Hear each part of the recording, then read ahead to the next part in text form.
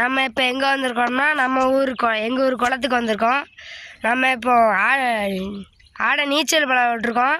ஒரு வாரத்துக்கு 2 நாள் நீச்சல் பழக விடுவோம், அடிக்கும்.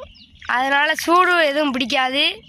அதனால் உங்களுக்கு தேவையான கிடாய் கிடைக்கும் ஒரே இடம் நெல்லை விவசாயி.